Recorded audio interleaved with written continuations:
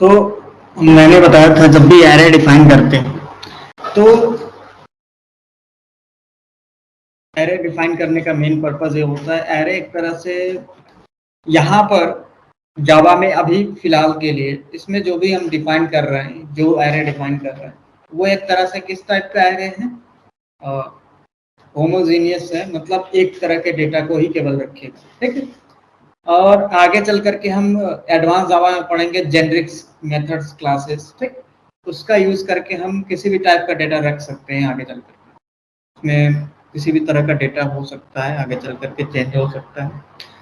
अब यहाँ पे जब हम डिफाइन करते हैं कि जब हम मल्टीपल वैल्यूज पे काम करते हैं तो मल्टीपल वैल्यूज को इजीएस्ट वे में एक्सेस करना, स्टोर करना इजी हो जाता है। और जब डिफरेंट वेरिएबल डिक्लेयर करते हैं तो वो अलग अलग लोकेशन पे जाके सेव होता है, तो हम उसको कंटिन्यूअस या सीक्वेंस एक्सेस नहीं कर सकते, सीक्वेंसली एक्सेस नहीं कर सकते, ठीक है। तो ये दिक्कत हो जाता है, इसलिए हम क्या इसका किसका यूज करते हैं, एरे का यूज करते हैं कि हमको एक सीक्वेंस में कोई चीज रखना है और उसको एक्सेस भी करना है उसी सीक्वेंस में, ठीक है, तो उसके लिए एरे का यूज करते हैं। अब बात करते हैं इसमें क्या होता है कि जब डिफाइन करते हैं तो डिफाइन करने का तरीका अलग होता है। डिक्लेयर मतलब डिक्लेरेशन अलग, डिक्लेरेशन का मतलब क्या होता है कोई बताएगा मुझे, वेरिएबल डिक्लेरेशन का मतलब क्या होता है या एरे डिक्लेरेशन का मतलब क्या होता है। हाँ, जैसे कि मैंने लिखा इंटीजर ए और सेमी कॉलन दे दिया, तो ये क्या है, ये डिक्लेरेशन है, इस लाइन को बोलते हैं डिक्लेरेशन स्टेटमेंट, ठीक।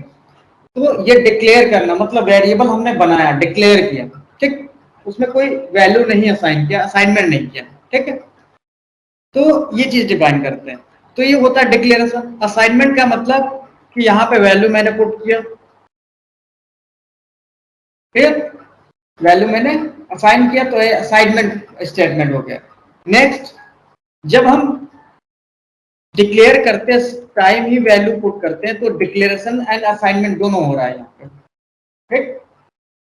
तो कोई जरूरी नहीं है जब रिक्वायरमेंट होती है तब हम डिक्लेयर करते समय असाइन करते हैं, नहीं तो बाद में कर लेते हैं, ठीक, केवल डिक्लेयर करके छोड़ देते हैं। तो ये चीज होती है कि जब आप डिक्लेरेशन कर रहे हैं तो बाद में भी उसको असाइन कर सकते हैं या उसी टाइम उसको असाइन कर सकते हैं उस वैल्यूज को, क्लियर, उस वेरिएबल को।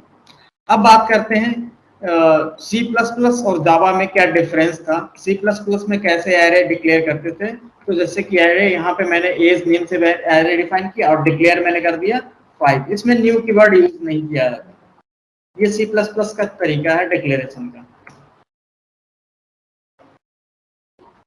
जावा में डिक्लेरेशन का तरीका क्या है, इंट एज, ये साइज था, कितने साइज का, फिर 5 ब्लॉक का एक एरे डिफाइन कर लेगा, ठीक। अब इसमें डिफाइन करने का क्या लिखा जाता है, int is equal new int, और यहाँ पे क्या लिखा जाता है, साइज जो डिफाइन किया गया। तो ये चीज दोनों क्या है, इक्विवेलेंट है, दोनों बराबर है।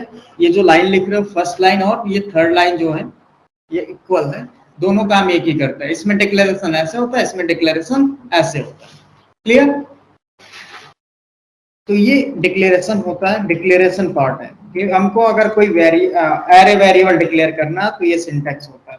वेरिएबल नेम चेंज हो जाता है, टाइप चेंज हो जाता है, बस तरीका सबका एक होता है। हाँ, लेंथ भी चेंज कर सकते हैं हम डिक्लेयर करते टाइम, जितनी डेटा चाहिए उतना आप लेंथ उसका असाइन कर लीजिए, ठीक है।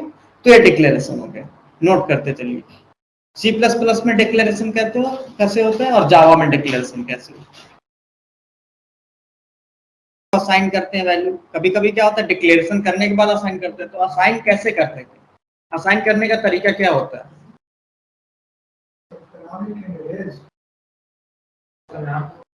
मान लो जब भी हम असाइन कर रहे हैं, वैल्यू असाइन कर रहे हैं, हम प्रोग्राम पे आ जाते हैं,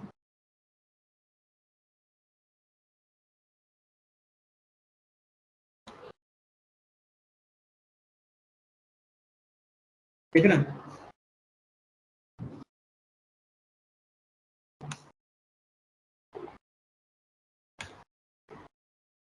public static void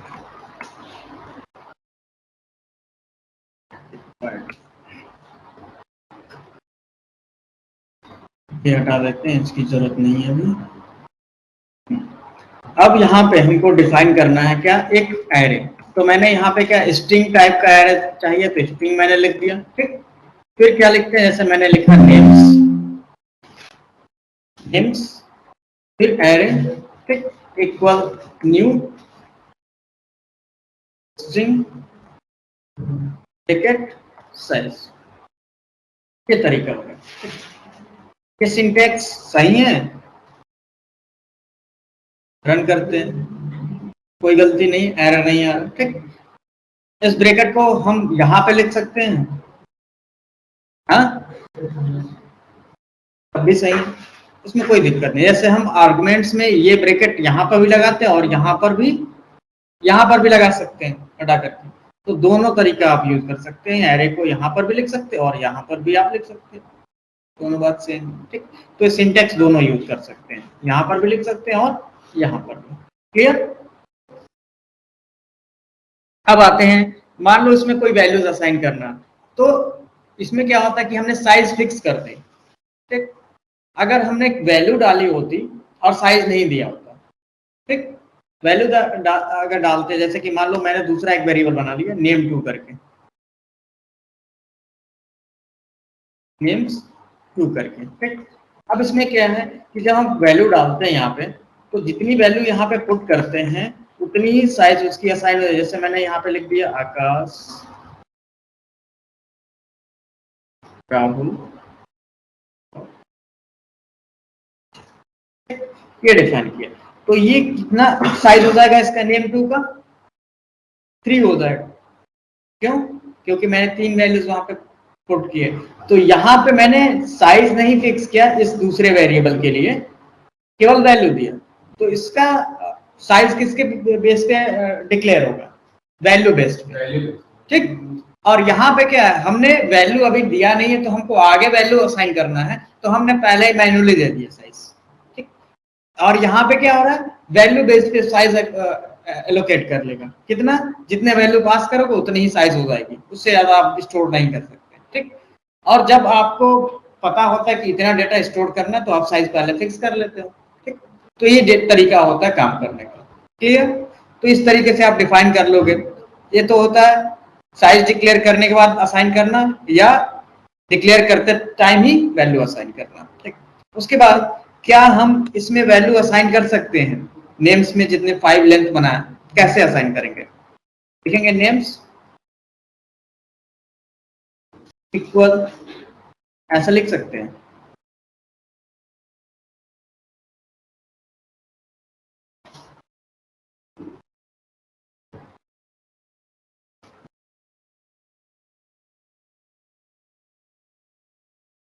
नहीं असाइन कर सकते, अब डायरेक्टली अब असाइन नहीं कर सकते इस तरीके से ज्यादा डेटा।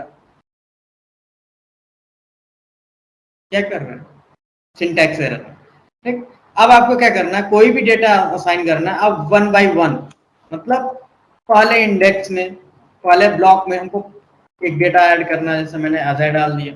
ठीक, तो इस तरीके से जितने ब्लॉक होंगे, तो कितने ब्लॉक होंगे, 0 1 2 3 और 4 होगा। ठीक, तो 4 ब्लॉक्स में मैनुअली इस तरीके से 1 बाय 1 डालना पड़ेगा। और यहाँ पे आपने क्या किया, एक साथ डिक्लेयर करते समय ऐसा कर सकते हैं, डिक्लेयर करते टाइम 1 बाय 1 आपको पुट करना पड़ता है। ठीक है, एक एक इंडेक्स में आपको असाइन करना पड़ता है। तो यहाँ पे देखो, जैसे हमने यहाँ पे वैल्यू असाइन किया, हमने डिफाइन किया, असाइन किया, तो यहाँ पे आप प्रिंट करेंगे सिस्टम डॉट आउट प्रिंट। अब मैं किसको प्रिंट करूं, नेम्स को। फिर उसके बाद नेम टू को प्रिंट करूं, तो क्या प्रिंट होगा, कोई बताएगा, दोनों को प्रिंट कर दो। हाँ, एड्रेस प्रिंट हो रहा है, मेमोरी एड्रेस प्रिंट हो रहा है। क्यों, क्योंकि एरे को या ऑब्जेक्ट को कभी डायरेक्ट प्रिंट करते हैं तो एड्रेस प्रिंट होता है। ठीक, एड्रेस प्रिंट होगा, वो डायरेक्ट वैल्यू नहीं प्रिंट होगा। ठीक है, तो इसमें एक तरीका होता है कि हम कैसे उसको प्रिंट करें। तो प्रिंट करने का तरीका ये हो गया कि आप लूप यूज करें, या 1 बाय 1। अगर जैसे कि मान लो मैंने डिफाइन किया नेम्स में 0 इंडेक्स पे एज डाला हुआ, ठीक, तो मैं अगर 1 इंडेक्स को कॉल करूंगा, तो उसमें क्या डेटा मुझे मिलेगा, नल मिल रहा है। बाकी में क्या होता है, नल होगा। केवल जीरो वाले में क्या होगा, केवल डेटा होगा, क्या होगा, अजय होगा। ठीक है, अब इसमें तो सब में डेटा होगा ना, ये जीरो, ये वन है या टू है, अगर मैं टू पेश करता हूं तो क्या होगा, मुझे ये मिलेगा। क्लियर, इस तरीके से आप असाइन कर सकते हो, बस ये वेरिएबल वही रहता है, बस ये इंडेक्सेस चेंज होते रहते हैं। अब इंडेक्स चेंज होते रहते हैं, जैसे आपने लूप यूज किया था कि हम लूप यूज करके इसको प्रिंट करें, ठीक, तो आप क्या है, कहां से स्टार्ट करते हो, क्योंकि कभी भी एरे जीरो से स्टार्ट होता है, तो इनिशियल क्या रहेगा, जीरो रहेगा, देन उसके बाद आई लेस देन, तो किसको प्रिंट करना है, मान लो नेम्स टू को प्रिंट करना है, तो हम लिखेंगे नेम्स टू, और इसमें एक प्रॉपर्टी होती है लेंथ, एरे का नाम और उसके बाद डॉट देन लेंथ, ये क्या रिटर्न करता है, उसका साइज रिटर्न कर देगा। अगर नहीं पता है तो अपने आप डिटेक्ट करके कैलकुलेट करके साइज आ जाएगा उसका, एंड देन उसके बाद आई इंक्रीमेंट करते रहना है आपको, देन वो प्रिंट करेंगे नेम्स टू को, लेकिन यहाँ पे कांस्टेंट वैल्यू नहीं डालेंगे, वेरिएबल डालेंगे, आई बढ़ता रहेगा, प्रिंट होता रहेगा, लूप के लिए, हाँ लूप चलता रहेगा। इस तरीके से इजी हो गया आपका, जितने नेम है वो सब प्रिंट होगा, तीन नेम है तीनों प्रिंट होगा। क्लियर, तो इस तरीके से आप लूप भी यूज कर सकते हो एरे में। तो एरे क्या है आपका, एक तरह इस तरीके से डिफाइन कर सकते हो डेटा,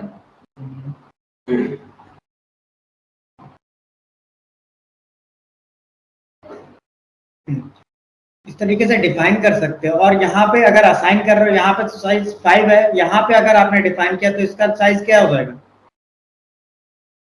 4 हो जाएगा। ठीक, क्लियर, देन उसके बाद हम डिफाइन कर रहे हैं, जैसे कि मान लो कोई एरे डिफाइन किया मैंने, ठीक, अगर ये एरे मैंने डिफाइन किया, अगर मैं फिर दोबारा इसको लिखता हूं,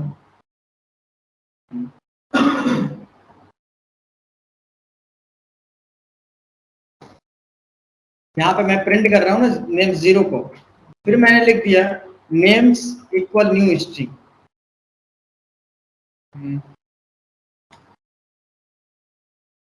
नेम्स इक्वल न्यू स्ट्रिंग ऐसा लिख दिया n5, तो देखो यहाँ पे जीरो पे क्या मिलेगा मुझे data,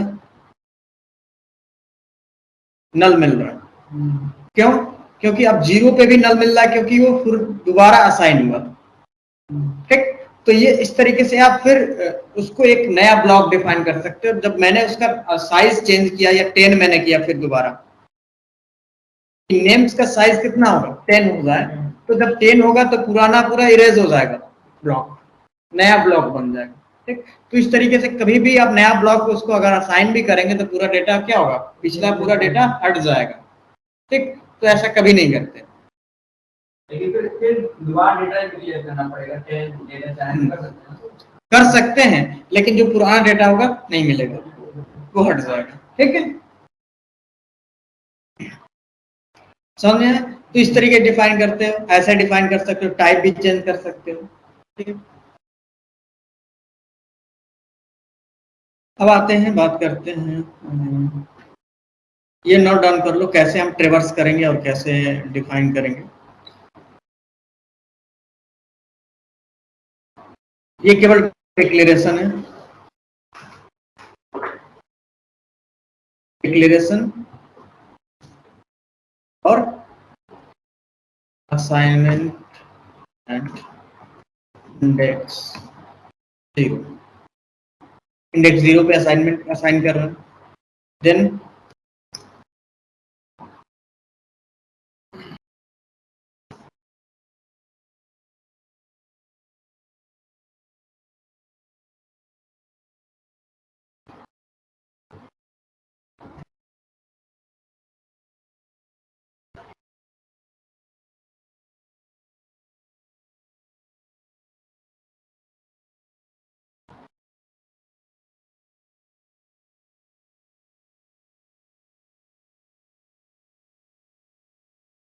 declaration of names array को डिक्लेयर नहीं कर रहे, एरे के साइज को दोबारा डिक्लेयर कर रहे हैं। ठीक है, एरे पहले से डिक्लेयर है, इसलिए हमने यहाँ पे इंट नहीं लिखा।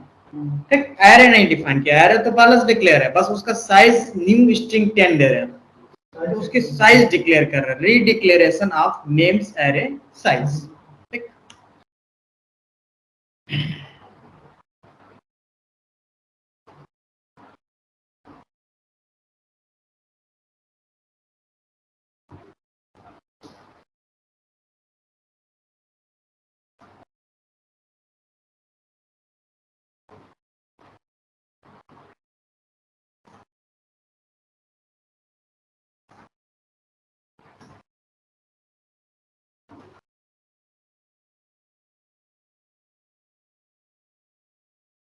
लिख लीजिएगा traversing array through the for loop.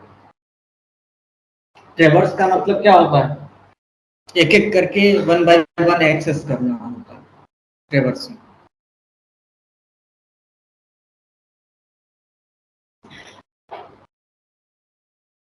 Access कैसे करना, किसी इंडेक्स के थ्रू हम एक्सेस करते हैं। जैसे अगर हम जीरो पे हम ओपेल अगर असाइन करते हैं तो ये इसको रिप्लेस कर देगा पहले वाले को। ठीक, तो जीरो मीन्स फर्स्ट इंडेक्स को रिप्लेस कर देगा, और इसको एक तरह से इंडेक्स एक तरह से सब स्क्रिप्ट कभी कभी बोला जाता है। सब स्क्रिप्ट का मतलब एरे का एक तरह से सब पॉइंट होता है। पहले एरे लिखते हैं, अगर किसी एलिमेंट को एक्सेस करना तो इंडेक्स लिखते हैं, इंडेक्स नंबर, क्योंकि हम एरे को डायरेक्ट प्रिंट नहीं कर सकते, तो हम इंडेक्स को भी यहाँ पे लिखना पड़ता है हमको एक्सेस करने के लिए। अब लेंथ से हम क्या निकालते हैं, कितने उसके एलिमेंट्स है, टोटल नंबर ऑफ एलिमेंट्स आप निकालते हो लेंथ। तो लेंथ फंक्शन नहीं होता, लेंथ प्रॉपर्टी बोला जाता है। ठीक, तो आप नोट डाउन कर सकते हो, to find out how many elements in array has use the length property. ठीक, तो लेंथ प्रॉपर्टी यूज करते हो, कितने नंबर ऑफ एलिमेंट्स हैं एरे के अंदर, वो हम गेट कर सकते हैं। ऐसा किसके अंदर नहीं था, सी प्लस प्लस के अंदर नहीं था, उसमें साइज ऑफ का यूज किया जाता है। ठीक है, साइज ऑफ फंक्शन होता था, तब जाके हम उसको एक एक इंटीजर के बिट को कैलकुलेट करके तब जाकर के हम डिवाइड करते थे, तब हमको क्या मिलता था, उसका लेंथ मिलता था एरे का। यहाँ पे डायरेक्ट लेंथ प्रॉपर्टी होती है, तो उतना कुछ हमको पॉसिबल नहीं करना। ठीक, वो बैकएंड में वही ऑपरेशन करता है जो आपने सी प्लस प्लस में किया था, इसलिए सी प्लस प्लस डिफाइन किया जाता है कि उसका वो किस तरीके से लेंथ निकालता है वो आपको पता चलता है। इसलिए सी प्लस प्लस डिफाइन किया जाता है कि चीजें आपको बेसिक चीजें समझ में आ जाए, कॉन्सेप्ट समझ में आ जाए।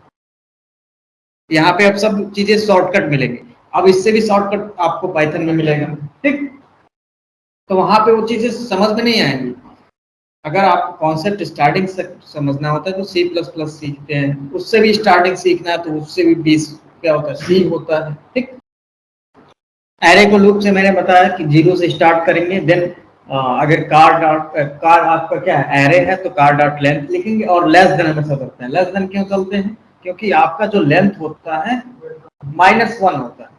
ठीक, लास्ट इंडेक्स नंबर क्या होता है, लेंथ -1 होता है। ठीक, तो हमेशा क्या होता है, लेस देन चलते हैं। अगर लेस देन इक्वल करना होगा तो -1 यहाँ पे लगाना पड़ेगा आपको। ठीक, देन एक एक आपको इंडेक्स को यहाँ पे प्रिंट कर लेना होगा।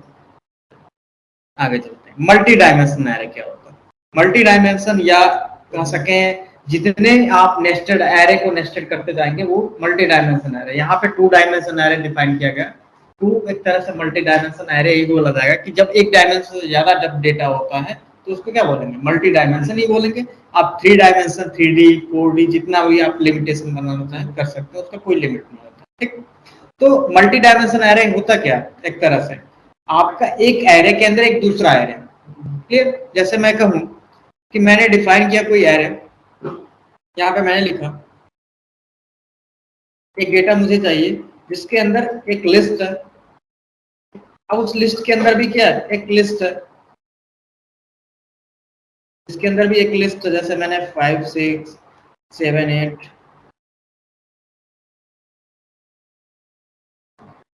ओके, फिर एक दूसरी लिस्ट, तो ये लिस्ट है, इस लिस्ट के अंदर भी दूसरी, इस तरीके से नेस्टेड लिस्ट तो कह सकते हैं, नेस्टेड एरे कह सकते हैं। यहाँ पे अगर मुझे नेस्टेड एरे डिफाइन करना हो तो कैसे डिफाइन करूंगा, ये हटाता हूँ।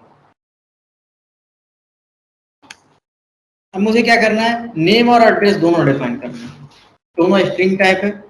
पहले कॉलम में क्या रखना है, नेम रखना, दूसरे कॉलम में एड्रेस रखना, ठीक। तो हम डिफाइन कर रहे हैं स्ट्रिंग, और मैंने यहाँ पे 2 ब्रैकेट्स लगाए, 2 डायमेंशन के। उसके बाद मैंने क्या डिफाइन किया, लिखा एरे नेम। तो एरे नेम मैंने लिखा नेम डिटेल्स में लिख देता हूँ, डिटेल्स नेम से, ओके, इक्वल न्यू स्ट्रिंग। उसके बाद यहाँ पर भी 2 ब्रैकेट्स हम लगाएंगे और यहाँ पे लेंथ हम दे देंगे साइज, ठीक। तो जैसे मैंने दे दिया यहाँ पे रो, पहले रो होता है, तो रो मैंने, अगर मुझे 5 रिकॉर्ड्स ऐड करने हैं, और कॉलम कितने रहेगा, 2, हो गया कैसे, फिर डिक्लेरेशन हो गया 5 रोज एंड 2 कॉलम्स डिफाइन हो गया, क्लियर। तो इस तरीके से आपका 2 डायमेंशन अभी डिफाइन किया गया। जैसे मैं कहूँ कि ये 5 रो और 2 डायमेंशन कैसे डिफाइन होगा, तो यहाँ पे आपका इस तरीके से सबसे पहले बॉक्स बनेगा, और उस बॉक्स में कितने रो बनेंगे आपके, 5 रो ऐसे डिफाइन हो जाएंगे, 2, 3 एंड 4 एंड 5, ठीक। उसके बाद कितने कॉलम्स, 2 कॉलम ऐसे डिवाइड होगा, ठीक है। अब मैं कहूँ कौन सा 0 है कौन सा 1 है, अब यहाँ पे कैसे पता चलेगा, इसमें थोड़ा सा चेंज हो जाता है तरीका। क्या चेंज हो जाता है, यहाँ पे तरीका वही रहेगा, पहले को 0 ही बोला जाता है। अब मैं कहूँ ये क्या है, तो ये भी क्या है, ये 0 कॉलम है, और ये क्या है, ये कॉलम नंबर 1 है, लेकिन एक्चुअल में क्या है, कॉलम नंबर 2 है, इंडेक्स नंबर 1 है ना, ठीक, कॉलम नंबर 2 ही है ना, ये फर्स्ट कॉलम है जिसका इंडेक्स 0 है, ठीक। फिर मैं कहूँ रो इंडेक्स 0 हो गया, जैसे आपने ग्राफ बनाया होगा सेम वैसे, ये 1 हो गया, और ये 2 हो गया, ये आपका 3 हो गया, और ये 4 हो गया, क्लियर। अब मुझे उसमें डेटा रखना हो तो कैसे रखूंगा, मान लो इस वाले में डेटा मुझे रखना है, और इस सारे का नाम क्या है, हमने डिफाइन किया डिटेल्स ना, डिटेल्स, और स्ट्रिंग टाइप का। अब उसमें मुझे डेटा रखना है, इस वाले पहले वाले पार्ट में डेटा रखना है, तो कैसे रखूंगा मैं, क्या लिखूंगा, डिटेल्स 0 देन 0 इक्वल, पहले नेम का कॉलम है ना, तो पहले मैं लिखूंगा आकाश कुमार, मैंने लिख दिया, ठीक है, ओके। देन उसके बाद क्या है कि इसमें मैं रखूंगा नाम, अब उसका एड्रेस पुट करूंगा ना, क्लियर। तो यहाँ पे लिखूंगा आप डिटेल्स 0, रो वही रहेगा और कॉलम चेंज हो जाएगा, ठीक। तो यहाँ पे क्या लिखूंगा मैं, जैसे मैंने लिख दिया लिखूंगा, ओके, क्लियर हो रहा है।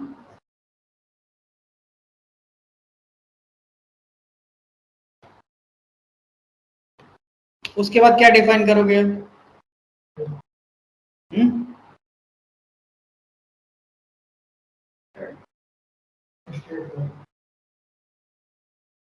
तो ये आपका डेटा यहाँ पे आ जाएगा, यहाँ पे अजय कुमार आ जाएगा, सॉरी आकाश कुमार, और यहाँ पे आपका एड्रेस आ जाएगा, ओके। अब मुझे दूसरा डेटा रखना होगा तो क्या लिखूंगा मैं, डिटेल्स 1 एंड 0, तो नेम हो जाएगा फिर दूसरे स्टूडेंट का या एम्प्लॉय का, देन फिर उसका उस एम्प्लॉय का मुझे नाम रखना होगा, तो 1 एंड 1 होगा, एड्रेस हो जाएगा, इस तरीके से बढ़ता जाएगा। तो ये एड्रेस मैं डिफाइन करते जा रहा हूं, इसका एड्रेस क्या होगा, 0 एंड 0 होगा, फिर इसका एड्रेस क्या होगा, 0 एंड 1, ठीक, मतलब 0 रो एंड 1 कॉलम, ठीक। फिर इसका क्या होगा, 1 एंड 0 होगा, देन इसका एड्रेस क्या होगा, 1 हो जाएगा, और इसका क्या हो जाएगा 2 हो जाएगा, फिर 2 हो जाएगा यहाँ पे। इस तरीके से डिफाइन होता चला गया 3 3 4 4 क्लियर। तो इस तरीके से आपका डिफाइन हो जाएगा, डिक्लेयर होता चला जाएगा। तो जब हम ऐसे डिफाइन कर रहे हैं, तो जब हम ऐसे डिफाइन करेंगे तो क्या लिखेंगे डिटेल्स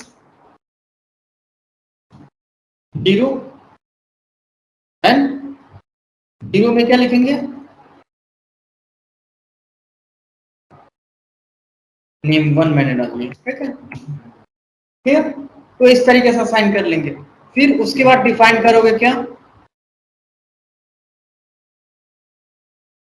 एड्रेस डाल देते हैं डिटेल्स 0 और कॉलम चेंज कर दिया, उसी रो में दूसरे कॉलम में मैंने एड्रेस 1 लिखा, मैं डमी नेम डाल देता हूं वैसे। तो नेम 1 और एड्रेस 1, तो 0 मतलब सेम रो है, कॉलम ये वाला है, ये दूसरा कॉलम, ठीक है समझ में आया। फिर दूसरा यहाँ पे मैंने क्या लिखा 1 एंड 0 बस चेंज कर दिया, तो ये नेम 2 हो गया क्लियर। उसके बाद हमने डिफाइन किया 1 एंड 1, तो ये एड्रेस हो गया, एड्रेस 2 हो गया क्लियर। ऐसे डिफाइन हो गया। इस तरीके से कितने रिकॉर्ड आपको डिफाइन करने होंगे 5 रिकॉर्ड, क्योंकि 5 रो है ना, उस तरीके से 5 रिकॉर्ड्स आपको डिफाइन करने होंगे। तो 5 रिकॉर्ड्स में जैसे कि हमने डिफाइन किया, ये पहला हो गया, दूसरा हो गया, ये तीसरा, तो तीसरे के लिए हमारा क्या होगा 2 होगा, और बाकी तो सब वही रहेगा। ये मैंने 3 कर दिया, ये भी 3 कर दिया, और ये 4 हो जाएगा 4, और ये आपका 3 हो जाएगा। इंडेक्स तो एक कम ही रहेगा ना हमेशा, और ये आपका 5 है, तो लास्ट इंडेक्स क्या होगा 4 होगा ना, और यहाँ पे 5 कर देता है नेम 5 और एड्रेस 5, फिर अब इसको प्रिंट करना है। तो प्रिंट कैसे करेंगे, तो हम प्रिंट अगर करेंगे तो क्या होगा एड्रेस ही प्रिंट होगा, डायरेक्ट प्रिंट कर नहीं सकते, तो कैसे करेंगे। तो अब देखो सिंगल डायमेंशन है तो एक ही लूप चल रहा था, यहाँ पे 2 डायमेंशन है तो 2 लूप चलेगा, एक रो के लिए एक कॉलम के लिए, ठीक। तो हम क्या करेंगे यहाँ पे लिखेंगे for int i equal 0, and then ये किसके लिए है रो के लिए, तो हम क्या लिखेंगे रो का लेंथ कैसे निकालते हैं।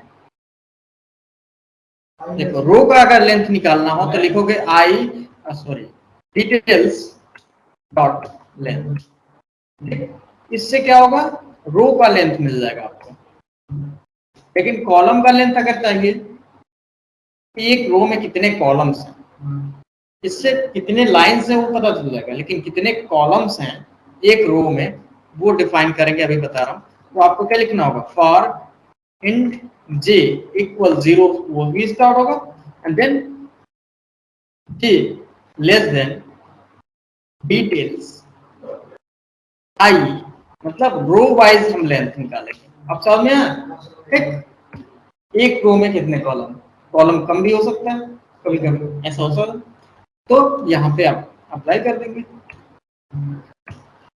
ओके। आई प्लस प्लस जे प्लस प्लस, सॉरी यहाँ जे प्लस प्लस यहाँ पे होगा, ठीक है। यहाँ पे जे प्लस करेंगे, यहाँ पे आई प्लस करेंगे, उसके बाद हम क्या कर लेंगे प्रिंट कर लेंगे। अब मैट्रिक्स फॉर्मेट में प्रिंट करना है, एक पूरा टेबल, ठीक। तो यहाँ पे लिखेंगे हम system dot out dot println, और यहाँ पे लिखूंगा सबसे पहले नेम, प्लस कॉन्केट कर लेंगे नेम, तो यहाँ पे डिटेल्स में लिखूंगा आई और जे, बस ऐसा लिख देना, आपको कुछ समझना नहीं है। रो एंड कॉलम, ठीक, पहला रो होगा दूसरा कॉलम होगा, वो अपने आप कॉन्केट हो जाएगा। फिर कॉमा, यहाँ पे मैं लिखूंगा एड्रेस, फिर कॉन्केट कर लूंगा क्या डिटेल्स,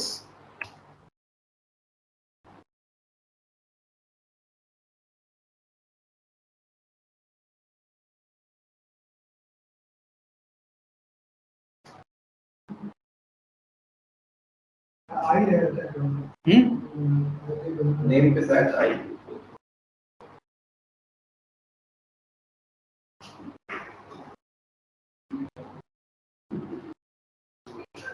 इसको अभी हटा देता हूँ।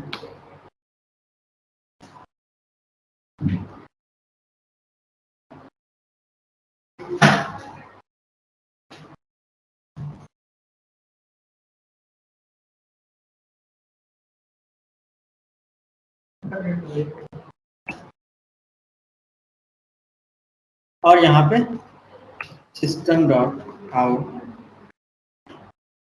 प्रिंट अलग नहीं होगा, प्रिंट होगा, ठीक है। और डॉट आउट प्रिंट एलन, और यहाँ पे लिख दोगे आप क्या, बस प्रिंट एलन। और यहाँ ऊपर हम लिख देंगे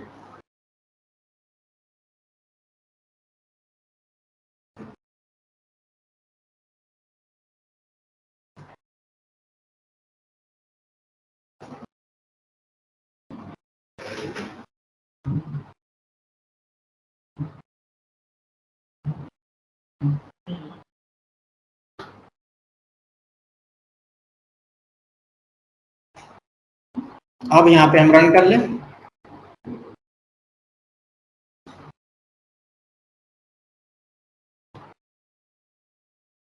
तो देखो एक एक नेम और एड्रेस यहाँ पे प्रिंट हो गया, column wise, name 1 address 1, name 2 address 2, name 3 address 3, ठीक, अपने आप प्रिंट हो गया।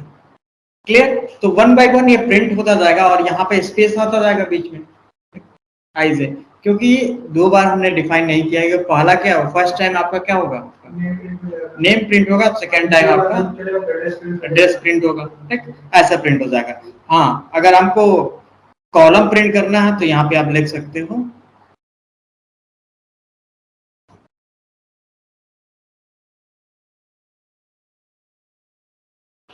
यहाँ पे मैं लिख देता हूँ नेम,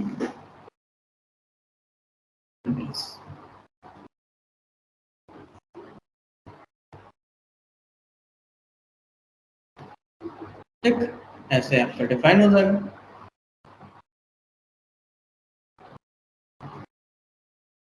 नेम एंड एड्रेस, ये कॉलम प्रिंट होगा, लूप से बाहर ये प्रिंट कर लोगे तो ये आपका डेटा प्रिंट होगा।